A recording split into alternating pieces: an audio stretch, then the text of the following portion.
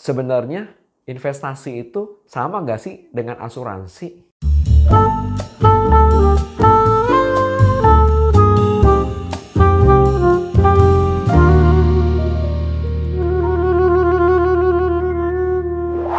Teman-teman, kita sering dengar ya, nih beli investasi, dapat bonus proteksi. Saya akan kasih beberapa gambaran ya, seperti berikut ini.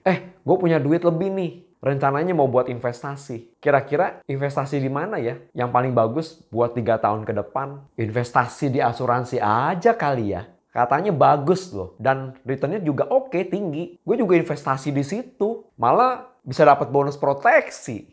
Oh ya? Boleh deh, gue juga mau tuh. Bisa investasi, tapi juga dapat bonus proteksi. Merasa ada yang aneh nggak, teman-teman, dengan percakapan di atas? Banyak orang yang masih belum paham betul tentang investasi dan asuransi. Hal ini bisa jadi karena emang belum punya ilmunya, dan bisa juga karena agen asuransi lebih kasih iming-iming investasi di asuransi. Seperti yang kita ketahui adalah produk unit link daripada di asuransi itunya sendiri. Sehingga anggapan masyarakat asuransi dan investasi itu 11-12. Padahal investasi dan asuransi itu berbeda banget loh. Biar gampang nih, saya ibaratkan perusahaan asuransi itu pedagang bubur. Dan perusahaan investasi itu adalah pedagang ayam. Kalau kita mau beli bubur, ya jelas ke tukang bubur. Jangan ke tukang ayam. Kalau mau beli ayam, ya ke tukang ayam. Jangan ke tukang bubur. Tapi ada juga tukang bubur yang di buburnya itu pakai ayam. Jadi namanya bubur ayam.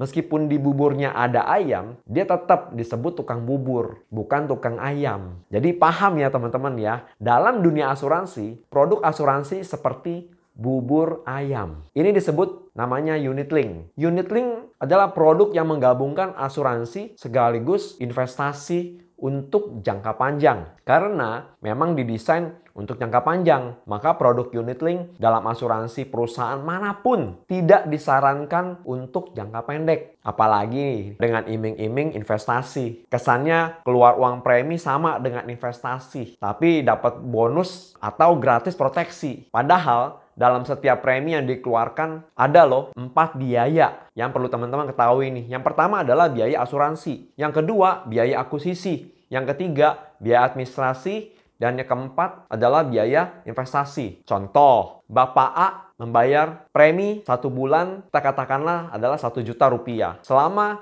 2 tahun, 24 bulan. Jadi seolah-olah Bapak A nih merasa nih, lo sudah mengeluarkan dana sebesar 24 juta. Ya kan? Karena kan 1 juta dikali 24 bulan. Jadi kesannya sudah mengeluarkan uang sejumlah 24 juta. Tapi kok aneh, uangnya begitu dicek nggak ada 24 juta.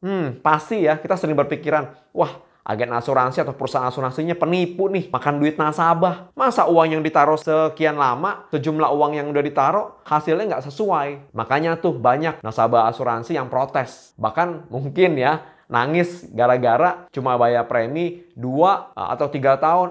Pas mau berhenti ternyata duitnya kesannya hilang. Biasanya ini terjadi karena si agen asuransi nggak detail menjelaskan produknya. Atau mungkin si nasabah beli asuransi langsung via telepon. Nggak mau pusing, udahlah beli asuransi aja. Nah makanya saya sarankan ya, untuk bertemu langsung dengan agen yang terpercaya dan ditanyakan secara detail sebelum memutuskan mengambil produk asuransi. Untuk lebih detail mengenai biaya asuransi yang saya jelaskan di atas, silakan teman-teman boleh chat atau DM ke tim kami untuk mendapatkan jawaban yang sesuai. Apa sih yang dimaksud dengan biaya asuransi, biaya akuisisi, biaya administrasi, dan biaya investasi? Oke, lanjut ya. Kalau cuma mau investasi, belilah produk murni investasi seperti reksadana, saham, dan lain sebagainya. Otomatis tidak akan kena namanya biaya asuransi dan biaya akuisisi. Sehingga return bunga bisa dapat maksimal. Jadi jelas antara investasi dan asuransi punya porsi atau posnya masing-masing. Investasi yang terbentuk dalam unit link bukan untuk diambil. Meskipun bisa diambil, tapi itu adalah investasi yang digunakan jika suatu hari terjadi resiko yang bersifat tidak permanen. Apa itu? Yaitu resiko kena PHK atau resiko bisnis yang lagi down ya, seperti kondisi saat ini ya. Saat kita tidak mampu membayar premi secara berkala, uang hasil investasi itu bisa ditarik oleh perusahaan asuransi untuk membayar biaya asuransi agar polis asuransi kita bisa tetap aktif. Jadi, jika terjadi resiko sakit sakit, meskipun kita sudah tidak setor premi lanjutan, perusahaan asuransi masih bisa membayar klaim nasabah. Kalau masih kurang jelas, silakan hubungi tim asuransiindonesia.id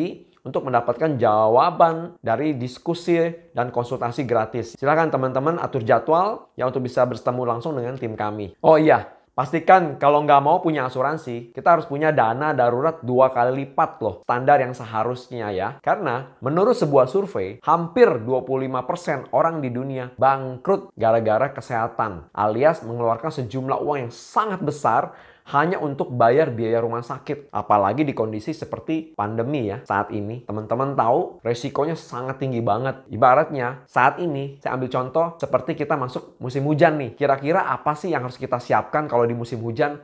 Pasti jelas payung, jas hujan, atau perlengkapan lainnya ya supaya kita terhindar dari cipratan hujan ya. Begitu juga saat ini, virus corona ada di mana-mana dan kasat mata. Tapi kita tetap harus beraktivitas untuk mencukupi kebutuhan ekonomi keluarga. Coba ditanya ke orang-orang yang bekas kena virus COVID saat ini sudah sembuh. Siapa yang sangka bahwa dia akan kena virus COVID-19 itu? Meskipun sudah pakai protokol kesehatan loh. Pakai masker, pakai hand sanitizer. Ketika musim hujan, meskipun sudah pakai payung, tetap aja akan kena cipratan air hujan. Jadi, di kondisi pandemi ini, apakah cukup dengan hanya memakai masker dan hand sanitizer, tapi tidak punya asuransi yang memadai? Silahkan Anda jawab dalam hati.